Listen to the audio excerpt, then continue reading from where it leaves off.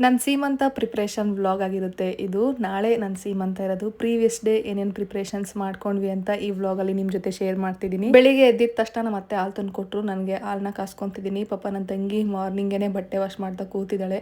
ಪಾಪ ಅವಳು ವೀಕೆಂಡ್ ಅಷ್ಟೇ ಟೈಮ್ ಸಿಗೋದು, ವೀಕ್ ಡೇಸ್ ಆಫೀಸ್ ಇರುತ್ತೆ. ಕೆಲವೊಂದಷ್ಟು ಬಟ್ಟೆಗಳನ್ನ ಊರಿಗೆ ತೊಗೊಂಡು ಬಂದಿದ್ಲು, ಅದನ್ನೇ ವಾಶ್ ಮಾಡ್ತಾ ಇದ್ದಾಳೆ. ನಾನು ಅಡುಗೆ ಮಾಡೋಣ ಅಂತ ಅಡುಗೆ ಮನೆಗೆ ಬಂದೆ. ತಿಂಡಿ ಇನ್ನೇನು ಮಾಡೋದು, ಡೈರೆಕ್ಟ್ ಅನ್ನ ಸಾಂಬಾರೇ ಮಾಡೋಣ ಅಂತ ಮಾಡ್ತಾ ಇದ್ದೀನಿ. ನನ್ನ ತಂಗಿ ಲಾಸ್ಟ್ ಟೈಮ್ ಮನೆಗೆ ಬಂದಾಗ ಪಾಲಕ್ ಪಪ್ಪು ಮಾಡಿದ್ದೆ ಅಲ್ವಾ, ಅದನ್ನೇ ಮಾಡಿಕೊಡು ಅಂತ ಅಂದ್ಲು. ರಂಜಿತ್ ಹತ್ರ ಪಾಲಕ್ ಸೊಪ್ಪು ತರಿಸ್ಕೊಂಡು ಅದನ್ನೇ ಮಾಡ್ತಾ ಇದ್ದೀನಿ. ಅದ್ರ ಜೊತೆಲಿ ಸ್ವಲ್ಪ ಹಪ್ಪಳ ತೇಲ್ಸಿ ಆ್ಯಂಡ್ ಆಲೂಗೆಡ್ಡೆ ಇದ್ವು ಸ್ವಲ್ಪ, ಅದನ್ನೆಲ್ಲ ಚಿಕ್ಕ ಚಿಕ್ಕದಾಗಿ ಚಾಪ್ ಮಾಡಿ ಪಲ್ಯ ಮಾಡಿದೆ. ನನ್ನ ತಂಗಿನೂ ಸ್ವಲ್ಪ ಹೆಲ್ಪ್ ಮಾಡೋದು ವೆಜಿಟೇಬಲ್ಸ್ ಎಲ್ಲ ಕಟ್ ಮಾಡೋದಕ್ಕೆ. ಫೈನಲಿ ಅಡುಗೆ ರೆಡಿ ಆಯಿತು. ಎಲ್ಲರೂ ಊಟ ಮಾಡಿದ್ದಾದಮೇಲೆ ಒಂದು 12 ಗಂಟೆ ಹಂಗೆ ನಮ್ಮದು ಪ್ರಿಪ್ರೇಷನ್ಸ್ ಸ್ಟಾರ್ಟ್ ಆಯಿತು.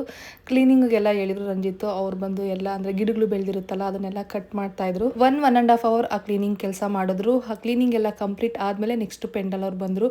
ಅವರು ಸ್ಟೇಜ್ ಹಾಕೋದು, ಪೆಂಡಲ್ ಹಾಕೋದು, ಅವ್ರ ವರ್ಕ್ನ ಸ್ಟಾರ್ಟ್ ಮಾಡ್ಕೊಂಡ್ರು. ನಾನು ಮಿಡಿಲಲ್ಲಿ ಅವ್ರಿಗೆ ಕಾಫಿ ಟೀ ಈ ರೀತಿ ಮಾಡ್ಕೊಡ್ತಾ ಇದ್ದೆ. ಈ ಪ್ಲೇಸಲ್ಲಿ ಸ್ಟೇಜ್ ಹಾಕ್ತಿದ್ದಾರೆ. ನಾವು ಪ್ಲಾನ್ ಮಾಡಿದ್ದು ಮನೆ ಮುಂದೆ, ಬಟ್ ಅಲ್ಲಿ ಸ್ಪೇಸ್ ಸಾಕಾಗಲ್ಲ ಅಂತ ಹೇಳಿ ಇಲ್ಲೇ ಸ್ಟೇಜ್ ಹಾಕೊಡ್ತಿದ್ದಾರೆ. ಫ್ರೆಶ್ ಅಪ್ ಆಗಿ ನಾನು ನನ್ನ ತಂಗಿ ಸ್ವಲ್ಪ ಹೊತ್ತು ವಾಕ್ ಕೂಡ ಹೋಗ್ಬಿಟ್ಟು ಬಂದ್ವಿ. ಸಂಜೆ ಹಂಗೆ ರಂಜಿತ್ ಎಳ್ನೀರು ತಂದು ಕೊಟ್ಟರು. ಅದನ್ನು ಕುಡಿದು ನಾನು ಸ್ವಲ್ಪ ಹೊತ್ತು ವಾಕ್ ಮಾಡಿದೆ. ಬಿಕಾಸ್ ನಾನು ಜರ್ನಿ ಮಾಡಿದೆ ಅಲ್ವಾ, ಸುಮಾರು ಹೊತ್ತು ಕೂತಿದ್ದೆ, ಕಾಲು ಸ್ವಲ್ಪ ಸ್ವೆಲ್ಲಿಂಗ್ ಅಂತ ಅನ್ನಿಸ್ತು. ಹಾಗಾಗಿ ಈವ್ನಿಂಗ್ ಹಂಗೆ ಬಟ್ಟೆಲ್ಲ ಬಂದು ಅವ್ರ ಅಡುಗೆ ಕೆಲಸಗಳನ್ನ ಸ್ಟಾರ್ಟ್ ಮಾಡ್ಕೊಂಡ್ರು. ಡೆಕೋರೇಷನ್ ಅವರು ನೆಕ್ಸ್ಟ್ ಡೇ ಮಾರ್ನಿಂಗ್ ಅಂದರೆ ನಾನು ಸೀಮಂತ ದಿನ ಅರ್ಲಿ ಮಾರ್ನಿಂಗ್ ಬಂದು ನಮಗೆ ಡೆಕೋರೇಷನ್ ಮಾಡಿಕೊಟ್ರು.